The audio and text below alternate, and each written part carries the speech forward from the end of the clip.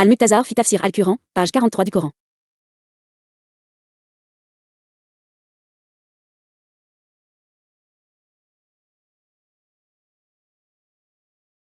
Dieu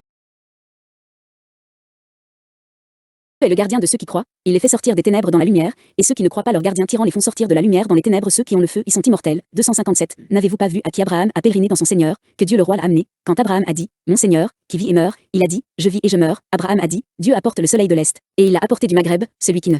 croyez pas, et Dieu ne guide pas le peuple injuste. 258. Ou comme celui qui est passé par un village alors qu'il était vide sur ses trônes, il a dit, je ressuscite Dieu après sa mort, et Dieu lui a donné 100 ans, puis il a ressuscité, il a dit combien de temps cela a duré, il a dit, c'était un jour ou un jour, il a dit, mais cela a duré 100 ans, alors regardez votre nourriture et votre boisson, et regardez votre âne, et laissez-nous vous faire un signe pour les gens, et regardez les os. Comment pouvons-nous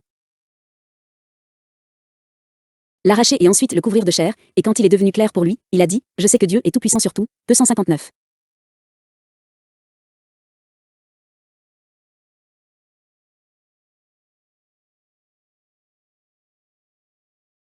Deux 157, que Allah conduise ceux qui croient en lui, les guide et leur donne la victoire, et les fasse sortir des ténèbres de l'incrédulité et de l'ignorance, à la lumière de la foi et de la connaissance, et ceux qui ne croient pas leurs parents, leurs égaux et leurs idoles, pour lesquels ils ont orné l'incrédulité, et les a fait sortir de la lumière de la foi et de la connaissance dans les ténèbres de l'incrédulité et de l'ignorance.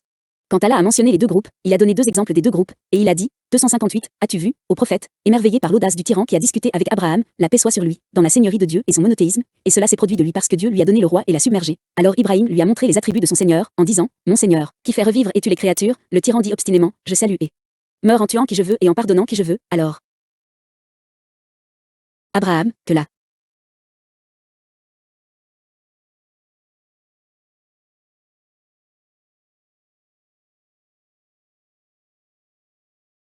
paix soit sur lui, vint à lui avec un autre prétexte plus grand, il lui dit, mon Seigneur, que j'adore, apporte le soleil du côté est, et vous l'avez apporté du côté ouest, de sorte que le tyran n'a été que perplexe et interrompu, et la force de l'argument a prévalu, et Dieu ne réconcilie pas les oppresseurs pour suivre son chemin, à cause de leur injustice et de leur tyrannie. 259. Où avez-vous vu une personne qui passait près d'un village dont les toits étaient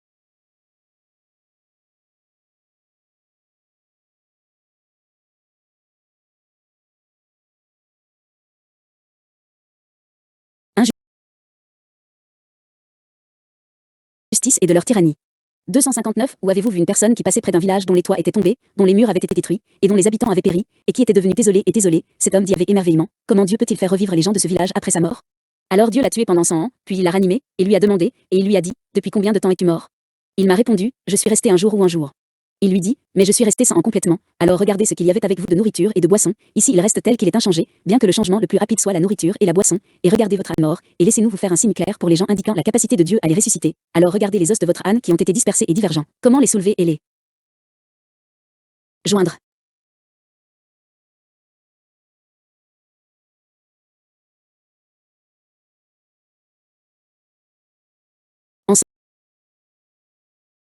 Ensemble, puis les couvrir après cette viande, et leur rendre la vie, et quand il a vu cela, il a découvert la vérité de la question, et il connaissait la capacité de Dieu, reconnaissant, a dit, je sais que Dieu est tout-puissant sur toute chose.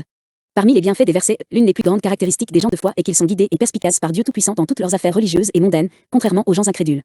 L'une des plus grandes causes de la tyrannie est l'arrogance par la force et l'autorité, de sorte que l'on est aveugle à la réalité de sa situation. La légitimité de débattre avec les gens du mensonge pour clarifier la vérité et révéler leur égarement à partir de conseils. La grandeur de la puissance de Dieu tout-puissant, de sorte que rien ne lui est incapable, y compris la résurrection des morts. Un cas en troisième.